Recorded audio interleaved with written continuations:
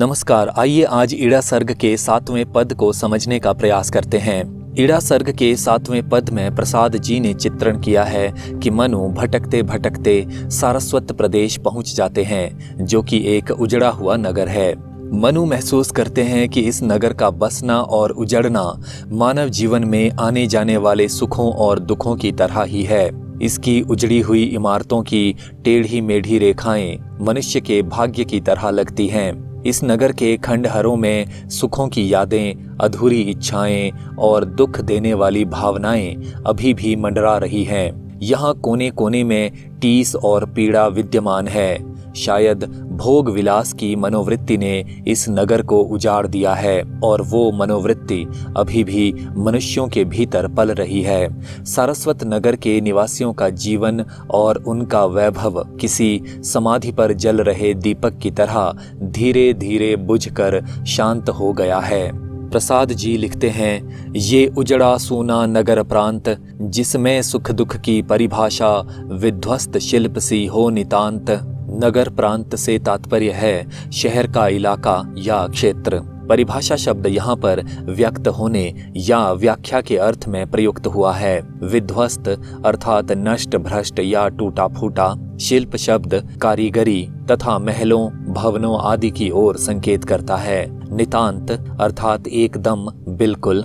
यह उजड़ा सूना नगर प्रांत मनु सारस्वत प्रदेश के विषय में कहते हैं कि किसी शहर का ये क्षेत्र तबाह हो चुका है और एकदम सुनसान पड़ा है, जिसमें सुख दुख की परिभाषा विध्वस्त शिल्प सी हो नितांत।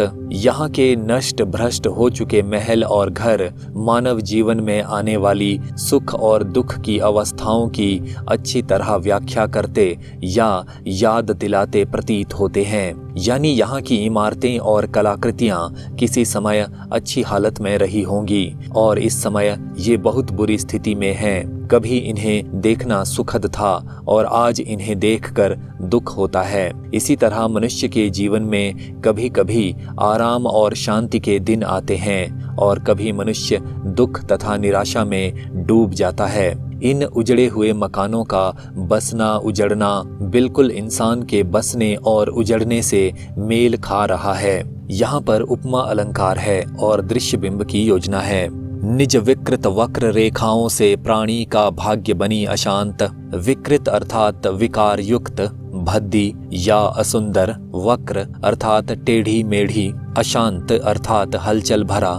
मनु कहते हैं कि ये नगर अपनी उजड़ी इमारतों की टेढ़ी मेढ़ी कतारों या रेखाओं से ये जता रहा है कि मनुष्य के भाग्य की रेखाएं भी अनिश्चित हैं या मानव का भाग्य हलचल से भरा है, उसमें स्थिरता नहीं है। दूसरा अर्थ ये हो सकता है कि ये नगर अपने खंडहरों की टेढ़ी मेढ़ी रेखाओं से ये जता रहा है कि यहाँ पर रहने वाले लोगों और जीव जंतुओं का भाग्य बहुत अशांति या हलचल से भरा रहा होगा, तभी उन्हें बहुत दुख सहने पड़े। यहाँ विकृत वक्र में अनुप्रास अलंकार है। कितनी सुखमय स्मृतियां अपूर्ण रुचि बनकर मंडराती विकीर्ण। इन ढेरों में दुख भरी कुरुचि दब रही अभी बन पत्र जीर्ण। अपूर्ण रुचि से तात्पर्य है अधूरी इच्छाएं या शौक। विकीर्ण अर्थात यहाँ वहाँ बिखरी हुई। इन ढेरों में अर्थात इन खंडहरों में या इस मलबे में। कुरुचि अर्थात बुरी इच्छाएं, भावनाएं, बुरी मनोवृत्ति या बुरे शौक। पत्र जीर्ण अर्थात सड़े गले पत्ते। कितनी सुखमय स्मृतियां। मनु कहते हैं कि इस नगर में निवास करने वाले लोगों के जीवन में न जाने कितने सुखद क्षण आए होंगे और उनकी यादें उन्होंने मन में संजोई होगी। अपूर्ण रुचि बनकर मंडराती विकीर्ण। लेकिन आज वो सुखद यादें अधूरी इच्छाओं में बदल गई हैं और यूं लगता है कि ये अधूरी इच्छाएं इस उजड़े नगर के वातावरण में यहाँ वहाँ बिखर कर घूम रही हैं। यानी यहाँ के निवासियों ने निश्चित रूप से सुख के क्षण देखे होंगे, मगर अब इस नगर के भग्नावशेषों को देखकर केवल यूं लगता है कि उन लोगों की न जाने कितनी इच्छाएं अधूरी रह गई होंगी और न जाने कितने शौक पूरे नहीं हो सके होंगे। इस पंक्ति में अनुप्रास और रूपक अलंकार है। इन ढेरों में दुख भरी कुरुचि, दब रही अभी बन पत्र जीर्ण। यानी बड़ी बड़ी इमारतों के गिर जाने से जो मलबे के ढेर बन गए हैं, उनके नीचे पेड़ों के सड़े गले पत्ते दबे हुए हैं। इन पत्तों को देखकर यूं लगता है कि यहाँ के निवासियों की दुख देने वाली बुरी इच्छाएं ही आज सड़े गले पत्तों के रूप में इन ढेरों में दबी पड़ी है। यानी ये पत्ते इस ओर संकेत कर रहे हैं कि बुरी इच्छाएं, भावनाएं, मनोवृत्ति या शौक अंततः मनुष्य को या सभ्यता को पतन की ओर ले जाते हैं। इस पंक्ति में भी रूपक अलंकार है और दृश्य बिंब की योजना है। आती दुलार को हिचकी सी, सूने कोनों में कसक भरी, इस सूखे तरु पर मनोवृत्ति, आकाश बेल सी रही हरी। दुलार अर्थात प्रेम करना, स्नेह जताना या सुध लेना। हिचकी शब्द का प्रयोग विचार उठने या कोई भाव जागने के अर्थ में किया गया है। कसक अर्थात टीस या पीड़ा। मनोवृत्ति अर्थात स्वभाव, आदतें या झुकाव। यहाँ मनोवृत्ति शब्द का प्रयोग भोग विलास की प्रकृति के अर्थ में किया गया है। आकाश बेली अर्थात एक पीली लता जिसमें जड़ नहीं होती, ये पेड़ से लिपटकर उसे सुखा देती है। इसे अमर बेल भी कहा जाता है। आती दुलार को हिचकी सी। मनु कहते हैं कि इस नगर के ध्वस्त हो चुके वैभव के प्रति प्रेम का भाव मन में यूं उठता है जैसे अचानक हिचकी आ जाती है। सूने कोनों में कसक भरी, लेकिन यहाँ पर इतना उजड़ापन है कि मन के सभी कोने या मन के सभी हिस्से विचार शून्य से हो जाते हैं और मन में केवल टीस या पीड़ा ही भरी रह जाती है। दूसरा अर्थ इस प्रकार किया जा सकता है कि इस नगर के वीरान हो चुके कोनों में केवल पीड़ा या टीसें ही भरी हुई हैं, या हर ओर केवल दुख और दर्द का ही वातावरण है।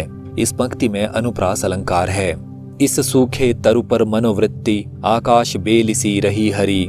मनु कहते हैं कि इस नगर के निवासियों की भोग विलास की प्रवृत्ति किसी अमर बेल के समान थी, जिसने इस नगर को एक सूखे पेड़ की तरह बना डाला है और खुद ये मनोवृत्ति उसी प्रकार आज भी संसार में विद्यमान है, जैसे पेड़ को सुखाकर अमर बेल स्वयं हरी भरी ही रहती है। मनु कहना चाहते हैं कि भोग विलास की मनोवृत्ति अनेक सभ्यताओं को लील चुकी है। देव जाति का नाश भी इसी प्रवृत्ति के कारण हुआ और सारस्वत नगर भी इसी प्रवृत्ति के कारण उजड़ा है। इस पंक्ति में उपमा अलंकार है और प्रतीकात्मकता का सहारा लिया गया है। जीवन समाधि के खंडहर पर जो जल उठते दीपक अशांत, फिर बुझ जाते वे स्वयं शांत। समाधि अर्थात मृत लोगों की याद में बने स्मारक। अशांत शब्द का प्रयोग यहाँ पर कांपते हुए के अर्थ में किया गया है। मनु कहते हैं कि मृत लोगों की याद में बने टूटे फूटे स्मारकों पर जैसे दीपक जलाए जाते हैं और वे दीपक चंचलता के साथ थोड़ी देर जलते रहते हैं और फिर खुद ही शांत होकर बुझ जाते हैं, ठीक उसी प्रकार इस उजड़े नगर को देखकर मन में अनेक प्रकार के विचार और भाव उमड़ते हैं और फिर धीरे धीरे शांत हो जाते हैं, क्योंकि इस उजड़े हुए नगर की भलाई के लिए कुछ भी कर पाना अब संभव नहीं है। यहाँ पर जो जल शब्दों में अनुप्रास अलंकार है, इन पंक्तियों में दृष्टांत अलंकार भी है और दृश्य बिंब की भी योजना है।